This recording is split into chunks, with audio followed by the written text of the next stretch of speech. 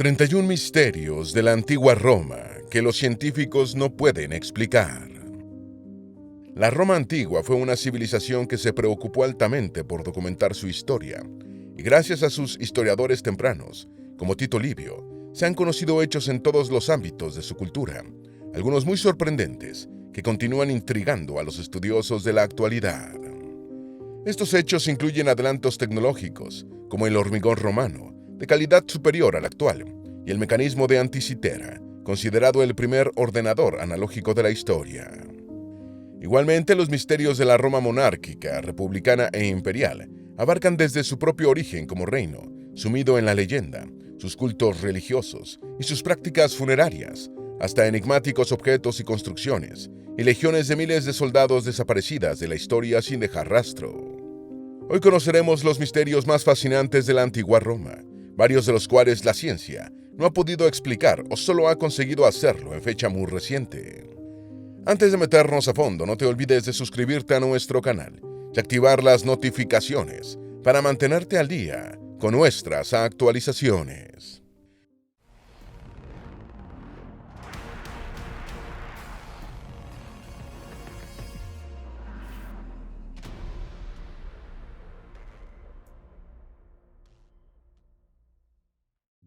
Número 1. ¿Por qué el concreto de la antigua Roma dura más que el concreto moderno? Aunque muchas obras de hormigón modernas se deterioran a los 100 años o menos, gran cantidad de inmuebles romanos de concreto continúan como si nada, 2000 años después. El deterioro es particularmente visible en obras en contacto con el mar. El hormigón moderno es poroso y se degrada en contacto con el agua de mar. El agua salada se filtra por los poros y al secarse, sus sales en suspensión cristalizan. La presión de cristalización produce tensiones que agrietan y desconchan el concreto. De hecho, algunas obras modernas de hormigón duran solo 10 años. La composición del hormigón romano se conoce desde hace mucho tiempo y era una mezcla de ceniza y roca volcánica y cal viva.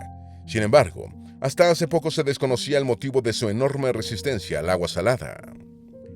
Recientemente, investigadores de la Universidad de Utah creen haber descubierto la razón. El hormigón moderno está diseñado para ser inerte. En cambio, el romano interactúa con el agua salada, formando minerales raros que se cree que le dan su legendaria resistencia.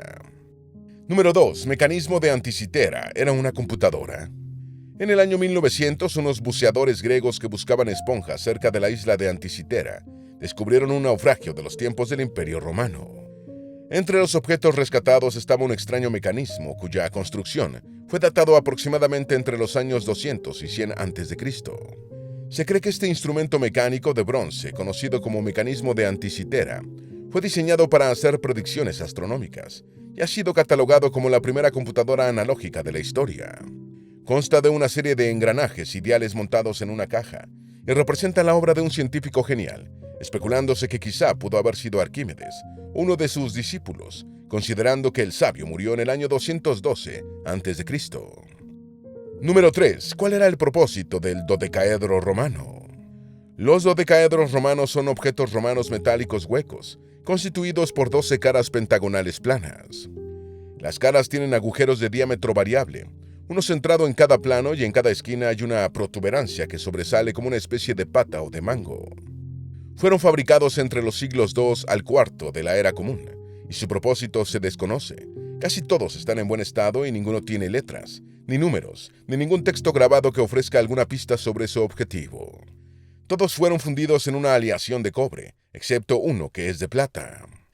La finalidad de los dodecaedros ha sido ampliamente debatida, ya que no fueron mencionados en los textos antiguos, y se ha especulado con cerca de medio centenar de usos posibles.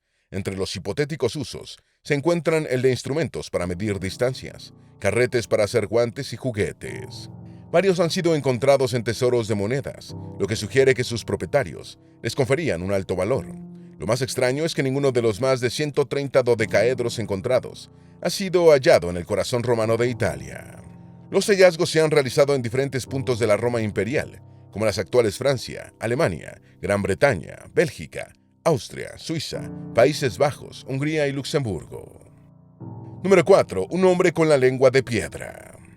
En 1991 se encontraron los restos de un hombre de la Britania romana que fue enterrado boca abajo con una piedra encajada en su boca, en el lugar de la lengua. Aparentemente la lengua del hombre fue amputada y en su lugar se ajustó la piedra, en un caso inédito. En el lugar del enterramiento, en Northamptonshire, Inglaterra, la gente vivía en pequeñas comunidades agrícolas en tiempos romanos. Sobre el entierro, el biólogo Simon Mays dijo: el hecho de que esté enterrado boca abajo en la tumba es coherente con alguien cuyo comportamiento lo señalaba como extraño o amenazante dentro de una comunidad. Es probable que la amputación haya sido un castigo. Hay códigos legales que hablaban de cortarle la lengua a la gente que difundía acusaciones maliciosas contra otras personas, añadió Mays. Número 5. El misterio del silfio. El silfio es una especie vegetal no identificada que se utilizaba en la antigüedad clásica como condimento, medicina, afrodisíaco y perfume. Era un producto tan importante para la economía de Cirene, una antigua ciudad norteafricana fundada por los griegos en el año 631 a.C., que la mayoría de las monedas locales acuñadas tenían una imagen de la planta. Existen varias teorías sobre el silfio. Una señala que la especie se extinguió durante la época romana. También se ha sugerido que era la actual Tapsia gumífera, una especie nativa del área del Mediterráneo occidental. Otra hipótesis es que era una variedad de alta calidad de la asafétida, una planta de olor penetrante, cuyo aroma desagradable se disipa con la cocción, dejando un sabor suave que recuerda al puerro. La planta valía su peso en oro y era mencionada en poemas y canciones romanas. Julio César incluyó un gran lote de silfio, equivalente a 680 kilogramos, en el tesoro romano. Número 6. ¿Qué era el culto del mitraísmo? El mitraísmo fue un enigmático culto que se extendió por el Imperio Romano entre los siglos I y IV de la Era Común. Su comprensión misma ha sido altamente dificultada por su secretismo, y las informaciones disponibles son pobres, anecdóticas y con frecuencia distorsionadas por prejuicios religiosos. La arqueología logró ampliar la visión actual sobre esta religión, aunque sujeta a debates e interpretaciones. De hecho, lo que el mitraísmo representaba como culto sigue abierto a la interpretación. El origen del mitraísmo ha sido rastreado hasta Persia, en el actual Irán, y las primeras referencias occidentales del Mitra zoroástrico provienen de Heródoto y Jenofonte. El dios Mitra, encarnación de un poder cósmico, subió al cielo para supervisar el orden del universo. Esta poderosa deidad, relacionada con el sol y el fuego, mantenía la armonía en el mundo de los hombres y en el cosmos.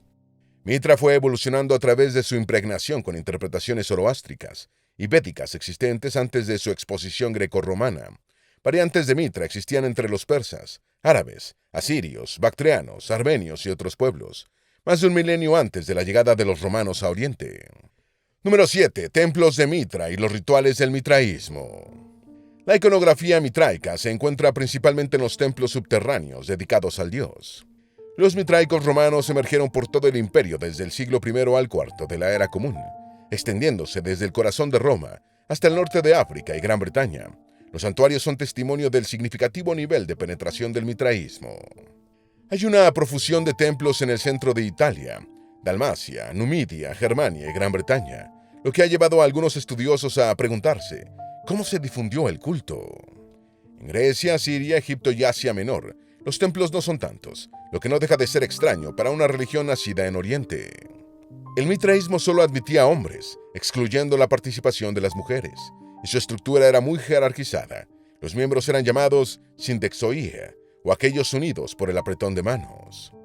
Había 7 rangos de membresías: cuervos, padres, novios, soldados, leones, persas y corredores solares. El rito de iniciación parece que implicaba incomodidad, resistencia o humillación. Algunas fuentes mencionan exigencias como permanecer atado, mojado o con los ojos vendados. Número 8. El mitraísmo y el ejército romano. Una institución claramente notable en la difusión del mitraísmo fue el ejército romano, y las evidencias arqueológicas sugieren que las legiones se identificaban estrechamente con el culto mistérico. Con su membresía totalmente masculina, su estructura jerárquica y su fundamento en el secreto, el culto tenía unos atributos muy parecidos a los del ejército, y logró atraer a muchos legionarios, aunque su penetración iba mucho más allá de las fuerzas armadas. Los mitreos, o templos del mitraísmo, se encuentran en los principales emplazamientos legionarios, así como en campamentos dispersos por todo lo que fue el imperio. Hay numerosos mitreos militares a lo largo de las fronteras del Rin, el Danubio, el norte de África y el norte de Gran Bretaña. Las excavaciones en el fuerte romano de Hosteds, en el noreste de Inglaterra, revelaron una talla de piedra de Mitra, única en el registro arqueológico.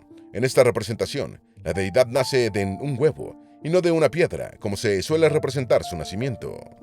Se cree que este Mitra, rodeado de signos del zodiaco, emergiendo de un huevo, constituye un sincretismo con el dios Fanes, un símbolo grecoasiático de la fertilidad y la regeneración. Número 9. El misterio de los túneles de Baiae. Baiae fue una antigua ciudad romana localizada en la costa noroeste del Golfo de Nápoles. Fue un destino turístico en la antigüedad, especialmente hacia el final de la República Romana, cuando los romanos ricos lo consideraban superior a Capri, Pompeya y Herculano. Muchos romanos acaudalados erigieron villas de descanso en Baiae desde aproximadamente el año 100 a.C., y ya iniciado el imperio, varios emperadores se sumaron a la moda de sus predecesores en el gobierno de Roma. El lugar se hizo famoso por sus ofertas hedonistas y los rumores de hechos escandalosos. En los años 1960, el arqueólogo aficionado británico Robert Payet y su colega estadounidense Kate Jones descubrieron un complejo sistema de túneles en Baiae, cuya entrada había sido identificada en el año de 1932 por el italiano Amadeo Maiuri. Nadie sabe quién construyó estos túneles, ni en qué momento. Según Payet, las características del sistema de túneles sugieren que fue construido para imitar la visita al mítico inframundo de los griegos. Número 10. Una legión romana terminó en China. La leyenda de la legión perdida de Carhae comenzó en el año 53 a.C. a raíz de la batalla de Carras, un enfrentamiento entre la República Romana y el Imperio Parto, cerca de la actual frontera entre Siria y Turquía, que culminó con una victoria parta. Unos 10.000 soldados romanos cayeron prisioneros y, según algunos relatos, fueron enviados a la parte oriental del Imperio Parto, posiblemente a lo que ahora es Turkmenistán, en Asia Central. En el año 36 a.C. fue librada la batalla de Chishchi, en la frontera occidental del Imperio Han, entre los chinos y los hunos, un enemigo clásico de China. Los anales chinos registran unos mercenarios que lucharon del lado de los hunos, que utilizaron una formación de escamas de pez y fueron invitados a unirse a la Guardia Fronteriza de China. Los chinos fundaron un condado y una ciudad especialmente para estos soldados extranjeros, que los habían sorprendido por sus destrezas militares. Se especula que estos soldados eran los legionarios romanos hechos prisioneros por los partos 17 años atrás, que terminaron prestando servicios en China. Número 11. El misterio de cuál fue la ruta de Aníbal cuando cruzó los Alpes. Los romanos suponían que los Alpes constituían una barrera natural infranqueable que impedía cualquier invasión por tierra de la península itálica y de la ciudad de Roma. Sin embargo, el general cartaginés Aníbal demostró lo equivocados que estaban los romanos en una de las mayores hazañas militares que registra la historia. En el año 218 a.C., Aníbal se abrió paso a través de los Alpes y estuvo 15 años hostigando y plantándole batalla a Roma, matando o hiriendo más de 1 millón de romanos, aunque sin entrar en Roma. Lo más sorprendente es que el general de Cartago cruzó los Alpes con sus impresionantes elefantes, que constituían su fuerza blindada para abrir brecha. ¿Cuál fue el camino utilizado por Aníbal entre las cumbres nevadas? La respuesta a esta pregunta continúa siendo esquiva, pero las investigaciones que están en marcha pretenden rastrear la ruta cartaginesa con recursos que no tuvieron los buscadores del pasado, como las huellas químicas y microbianas de las heces de los 37 elefantes que fueron protagonistas de primera línea de la hazaña del ejército de Cartago y su legendario comandante. Número 2. El misterio de los barcos de Nemi, de Calígula. Los barcos de Nemi eran 2 embarcaciones construidas en el primer siglo de la era común en el lago de Nemi, en el Lacio italiano, al sur de Roma, bajo el reinado del emperador Calígula. Eran 2 barcos de diferentes tamaños, recluidos en un cuerpo de agua cerrado, sobre los que se ha especulado cuál pudo haber sido su propósito, aunque el más grande era un suntuoso palacio flotante, con revestimientos de mármol, mosaicos, baños y sistemas de plomería y calefacción. El barco más grande tenía 73 metros de eslora y 24 metros de manga. Las dimensiones del más pequeño eran 70 metros de largo y 20 de ancho.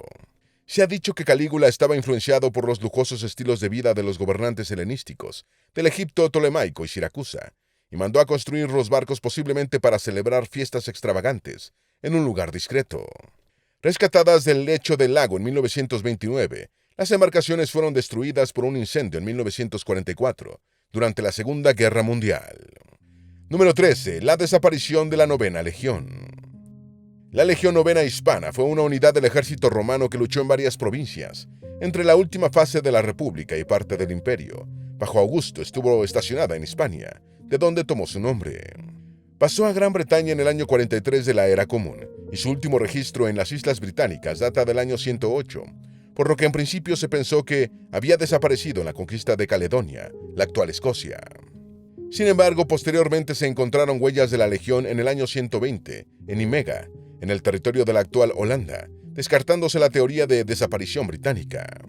Con esta evidencia en Europa continental, se ha sugerido que la novena legión quizá desapareció en la revuelta de Bar Kokhba, en Judea, entre los años 132 y 135, o durante la guerra contra Partia, de 161 a 166. Lo que sí parece seguro es que ya no existía durante el reinado de Septimio Severo, iniciado en el año 193. Con Severo como emperador, se hicieron dos listas idénticas e independientes de las legiones romanas, y la novena no aparecía. Número 14. ¿Qué pasó con la otra mitad del Coliseo? El Coliseo, terminado en el año 80 de la Era Común, es el inmueble más icónico de la ciudad de Roma. Casi 2000 años después continúa siendo el anfiteatro más grande del mundo, que se mantiene en pie y permanece en el imaginario de la gente por los combates de gladiadores y el tormento de los cristianos. Una característica del Coliseo es que su mitad sur se derrumbó, y lo que aparece en la mayoría de las fotografías del inmueble es su parte norte.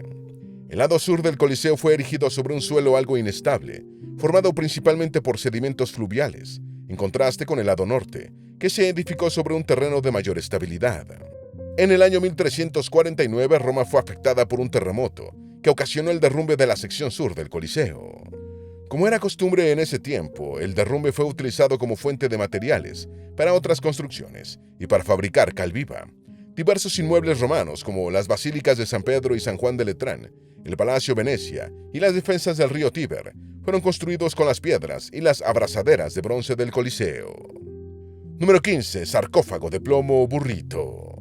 Hace algunos años se informó del hallazgo de un sarcófago de plomo de 1700 años de antigüedad, encontrado en una localidad abandonada, cerca de Roma. El ataúd fue descubierto en un pozo cubierto de cemento en la antigua metrópolis de Gabii, y resultó inusual por estar hecho de plomo, un material muy poco utilizado por los antiguos romanos en sus entierros. Más extraño aún, los 362 kilogramos del metal se plegan sobre el cadáver, como si se tratara de la tortilla de un burrito. La mayoría de los sarcófagos antiguos de plomo parecen cajas de galletas, rectangulares con una tapa, dijo el arqueólogo romano Geoffrey Becker. Las tomografías computarizadas y los rayos X no pudieron atravesar la gruesa cubierta de plomo, lo que obligó a los investigadores a pensar en otros métodos de examen del interior, potencialmente más riesgosos. Gabii fue fundada en el siglo X a.C. y vivió su apogeo de varios siglos al lado de su vecina más grande, Roma, a solo 18 kilómetros. Número 16. Villa de los Misterios en Pompeya. Justo fuera de las antiguas murallas de Pompeya, en la cima de una colina que antaño dominaba la ciudad, se encuentra una villa de más de 2000 años de antigüedad, que conserva notablemente gran parte de su estructura original. En el centro de la antigua vivienda hay una estancia cuadrada que parece haber servido como comedor. 3 de sus paredes muestran un fresco continuo, que representa numerosas figuras inmersas en diversas actividades sobre un llamativo fondo rojo. El significado del fresco es un enigma, lo que ha dado al lugar su nombre de Villa Misterio. Los expertos especulan con que podría ofrecer una visión acerca de un culto poco conocido en la antigua Roma. Otros han sugerido que los comensales que usaban el comedor estaban relacionados con Dionisio, el dios del vino en la mitología griega. También se ha especulado con que se trata de los fragmentos de una representación teatral.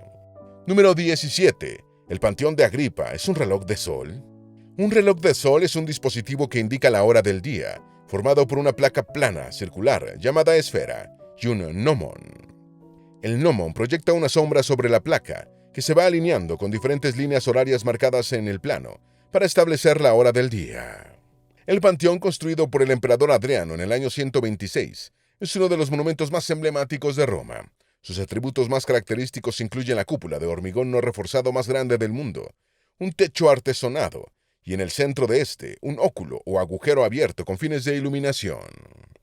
Hasta aquí la descripción clásica del simbólico edificio, aunque estudios recientes han planteado la posibilidad de que el panteón haya sido también un reloj de sol de los antiguos romanos. Los historiadores Robert Hannan y Julio Maclay han postulado la teoría de que los rayos de sol entrantes por el óculo del panteón iluminaban ciertas áreas marcadas en el interior, indicando la hora.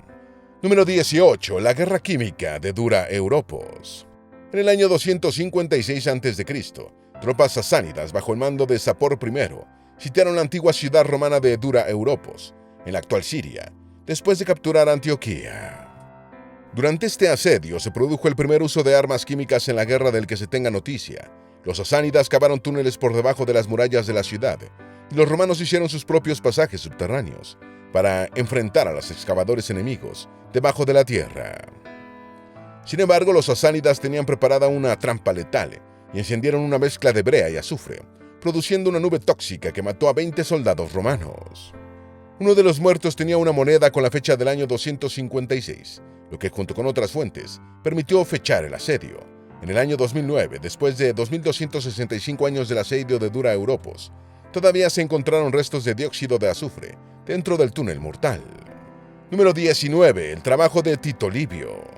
Roma es una de las culturas antiguas mejor documentadas, gracias a su compromiso deliberado con los registros históricos y la acuciosidad de sus historiadores en realizarlos con notable detalle. Uno de esos historiadores fue Tito Livio, un romano que vivió entre el año 59 a.C. y el año 17 de la Era Común. En una colosal obra de 142 volúmenes titulada Ab Uber Condita, o Desde la fundación de la ciudad, Livio registró la historia romana desde que Roma comenzó, como un pequeño reino hasta su época republicana, e incluso las más de 4 décadas de imperio que el historiador vivió antes de morir. Lamentablemente, gran parte de la monumental obra de Livio se extravió, y de los 142 volúmenes solo se conservaron en su totalidad 35. Número 20. El misterio de cómo se fundó Roma. Según el mito, la disputa entre los hermanos Rómulo y Remo solo se resolvió cuando el primero mató al segundo y fundó Roma en el Monte Palatino, siendo el primer rey de la ciudad. El segundo rey legendario de Roma fue Numa Pompilio, a quien se le atribuye la adición de enero y febrero al calendario para llevar el año a 360 días, la fundación de la religión pagana, con Júpiter, Marte y Quirino como triada divina, y el establecimiento de las vírgenes vestales y del cargo de pontífice máximo. Aunque los logros de Numa pueden parecer plausibles, también es imposible saber si realmente el rey existió. A Numa Pompilio le siguieron Tullus Hostilius, Anco Marcio y los reyes etruscos, Tarquino el Viejo, Servio Tulio y Tarquino el Soberbio, cuyos relatos no están menos mitificados, con unos reinados que contienen una serie de contradicciones cronológicas. Por lo tanto, la idea de que Roma se fundó sobre una sucesión de reyes debe verse con escepticismo. El relato verdadero sigue siendo un misterio. Número 21. ¿El Arca de la Alianza permanece escondida en Roma? El Arca de la Alianza, el cofre hecho construir por Moisés, siguiendo precisas instrucciones de Dios para albergar las tablas de la ley, desapareció cuando el rey caldeo de Babilonia, Nabucodonosor II, saqueó Jerusalén en el año 588 a.C. En una ambigua descripción del triunfo romano del emperador Tito sobre los judíos en el siglo I de la Era Común, el historiador Flavio Josefo escribió: «Pero los que fueron tomados en el templo de Jerusalén eran la figura más grande de todos, es decir, la mesa de oro, del peso de muchos talentos, el candelero también, que era de oro, y lo último de todo en el botín, se llevaron la ley de los judíos». La vaga frase de Josefo, la ley de los judíos, fue el origen de la posterior teoría de que el Arca de la Alianza permanece oculta en Roma. Número 22. ¿Cómo se construyó el Panteón de Agripa? El Panteón es uno de los edificios más reconocibles de Roma y una de las máximas hazañas arquitectónicas de la historia, con su inmensa cúpula de hormigón no reforzado, su óculo y su monumental pórtico. Lo que hace que la arquitectura del Panteón sea verdaderamente notable son sus proporciones armoniosas y la maravilla de la ingeniería de la cúpula. El diámetro de la cúpula es exactamente igual a la altura del edificio desde el suelo hasta la parte superior de la estructura cupular, un diseño simétrico que crea un efecto visual asombroso. Esta proeza arquitectónica no tenía precedentes en el mundo antiguo y sigue siendo motivo de asombro en la actualidad. El arquitecto Marco Agripa, autor del Panteón durante el reinado de Augusto, diseñó la obra con una sola fuente de iluminación natural, su óculo superior, que a menudo se considera una conexión entre el templo cristiano y los cielos. Número 23. El laberinto secreto bajo Roma. Por debajo de las calles y edificios de Roma serpentea un laberinto de canteras y túneles que data de los mismos comienzos de la ciudad. Ahora los geólogos, espeleólogos y otros especialistas se están aventurando por estos pasadizos subterráneos milenarios para explorarlos y cartografiarlos, entre temores de que se produzcan peligrosos derrumbes. Con el paso del tiempo y una vez finalizada la explotación de las canteras subterráneas, la gente empezó a utilizar el laberinto de túneles para cultivar setas y como sistema de alcantarillado informal. Durante la Segunda Guerra Mundial fueron refugios antiaéreos. Ahora este laberinto semisecreto constituye un problema del que mucha gente no está consciente, debido al peligro de derrumbes, que han venido aumentando sectorialmente en los últimos años. Los científicos rastrean la estructura de los túneles mediante escaneo láser y entran a mapear a través de pozos de acceso, cuando las condiciones se consideran seguras. Número 24. El misterio de las vírgenes vestales. Las vírgenes vestales eran sacerdotisas de Vesta, la diosa virgen del hogar en la mitología romana. Eran diferentes a cualquier otra clase de sacerdocio público conocido. Seleccionadas desde la pubertad, debían conservarse vírgenes durante su periodo de servicio de 30 años. La pérdida de la virginidad se castigaba con la muerte, mediante enterramiento en vida. Debían mantener permanentemente encendida la luz del hogar de Vesta, y un apagado por negligencia les acarreaba el dolor y la humillación de una paliza pública a las responsables. Si una virgen vestal se cruzaba con un condenado a muerte camino a la ejecución, tenía la facultad de liberarlo. Las vírgenes tenían palcos exclusivos en el Coliseo y una entrada privada subterránea al acoso. Circulaban en literas individuales con privilegio de paso. Quien agrediera a una vestal era ejecutado. Se les atribuían poderes misteriosos y sobrenaturales. Su culto terminó en el año 382, con el cristianismo en vigoroso crecimiento, cuando el emperador Graciano eliminó la partida presupuestaria del templo de Vesta. Número 25. ¿Qué creían los romanos que pasaba después de la muerte? El consenso general en la Roma antigua era que los muertos seguían viviendo en el inframundo. Los dioses relacionados con el inframundo, como Plutón, Mercurio y Perséfone, gozaban de amplia veneración, especialmente por parte de personas incursas en crisis personales. Los romanos creían que el inframundo estaba poblado por espíritus menores, llamados dimanes, y que los difuntos se unían a sus filas. Los dimanes eran venerados durante la Parentalia, una fiesta que se celebraba del 13 al 21 de febrero de cada año, así como en los días del nacimiento y la muerte del fallecido. Existía la creencia de que los insepultos atormentaban a los vivos y sus almas eran apaciguadas durante una festividad en el mes de mayo. Las familias adineradas mandaban a hacer máscaras mortuorias de sus difuntos, que con frecuencia se exhibían en la sala principal de la casa. Número 26. ¿Cómo eran las prácticas funerarias en la antigua Roma? El funeral romano duraba 8 días y durante ese tiempo, la familia del muerto se aislaba de la comunidad. Los difuntos eran enterrados o cremados, y ni las cremaciones ni los entierros estaban asociados a un grupo social en particular. Existen similitudes entre los servicios funerarios romanos y los de algunas culturas actuales. Por ejemplo, un familiar solía leer un panegírico junto a la tumba. Los parientes cercanos tenían deberes específicos, como cerrar físicamente los ojos y la boca del difunto. En las cremaciones, era función de un familiar encender la pira y recoger y limpiar los huesos después. En la época tardorrepublicana, la cremación era más frecuente que el entierro. Con el auge del cristianismo, que favorecía los entierros, la situación se invirtió. Número 27. Los monumentos a la muerte en la antigua Roma. Algunos monumentos fúnebres en la antigua Roma mostraban el estatus social y la riqueza del difunto. Un ejemplo excepcional es la tumba de Eurisaces, en Roma, de la que se conserva buena parte. Eurisaces era un panadero a gran escala y su tumba de 10 metros de altura tiene un friso decorativo que muestra las etapas de la elaboración de pan. El tamaño y la decoración de la tumba indican la importancia que le daba el panadero a la vida después de la muerte. Claramente quería que el mundo siguiera recordando su nombre y su oficio mucho después de que él mismo se hubiera ido. Algunos estudiosos suponen que Eurisaces era un liberto rico debido a un estilo ostentoso. La tumba de Cecilia Ametela, esposa de Marco Licinio Craso, en la Vía Apia, es un pequeño castillo que fue utilizado como fortaleza en la Edad Media. Número 28. El misterio de las calaveras. Una excavación arqueológica iniciada en Londres en la década de 1980 hizo un descubrimiento inquietante. A lo largo de los años han sido rescatados 39 cráneos, sin que se haya encontrado ningún otro hueso de los seres humanos asociados a las calaveras. Las evidencias indican que todos los cráneos corresponden a hombres de entre 18 y 35 años de edad al momento de morir, que vivieron durante el periodo en el que Gran Bretaña estaba ocupada por los romanos. Varios indicios, como fracturas craneales y mandibulares, diferentes traumatismos por objetos contundentes o punzantes, y carencia de dentaduras, sugieren que los hombres llevaron una vida muy violenta o fueron brutalmente agredidos antes de morir. Una teoría explicativa propone que quizá los cadáveres estaban completos y los cráneos fueron arrastrados por una corriente. Número 29. Ritos y magia en una basílica neopitagórica subterránea en Roma. Recientemente se abrió al público una basílica neopitagórica pagana del siglo I de la Era Común, que fue encontrada a 9 metros bajo tierra en Porta Maggiore, Roma.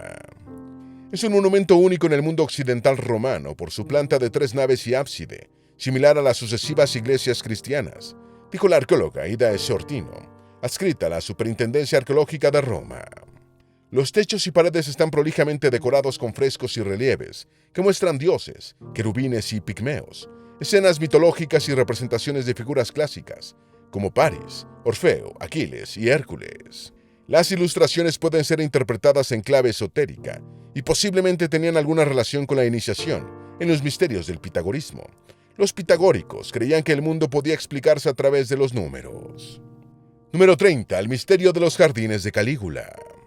En 2021, las autoridades italianas abrieron al público el Horti Lamiani, un jardín de placer hecho construir por el emperador Calígula. Ahora bajo el suelo romano, los visitantes pueden ver una sección del jardín imperial, con elaborados frescos y una escalera de mármol. El hijo de Germánico y Agripina la Mayor era fanático de los animales exóticos, y el jardín contaba con espacios para albergarlos. Las ruinas cuentan historias extraordinarias, empezando por los animales. No es difícil imaginar animales, algunos enjaulados y otros sueltos, en este entorno encantado, explicó Mirella Ser Lorenzi, directora de excavaciones del Ministerio del Patrimonio Cultural. En el lugar se encontraron joyas, monedas, huesos de osos, leones y pavos reales, y semillas de plantas asiáticas como albaricoque y sidra. Número 31. ¿El Santo Grial está en Roma? El arqueólogo italiano Alfredo M. Barbagallo cree que el Santo Grial se encuentra debajo de la Basílica Romana de San Lorenzo Fiori, Lemura. Según la tradición, durante las persecuciones cristianas de Valeriano, el Papa Sixto V confió valiosas reliquias, incluyendo el Santo Grial, al diácono español Lorenzo, para que las pusiera a salvo. Según una versión, Lorenzo envió el Santo Grial a España antes de ser martirizado, quemado en una parrilla. Barbagallo opina que el Santo Grial nunca salió de Roma, permaneciendo en la tumba del diácono, sobre la cual fue construida la Basílica de San Lorenzo en el siglo V. Esperamos que este video te haya sido útil. Si tienes algo que agregar, por favor, compártelo con nosotros en la sección de comentarios. Dale me gusta a este video y envíale el enlace a tus familiares y a tus mejores amigos, para que también sepan más sobre los 31 misterios de la antigua Roma que los científicos no pueden explicar. Si eres nuevo en nuestro canal, no olvides suscribirte. No se te olvide seguirnos en todas nuestras redes sociales, que van a estar aquí abajo en la descripción. Recuerda, un pueblo que no conoce su historia está condenado a repetirla.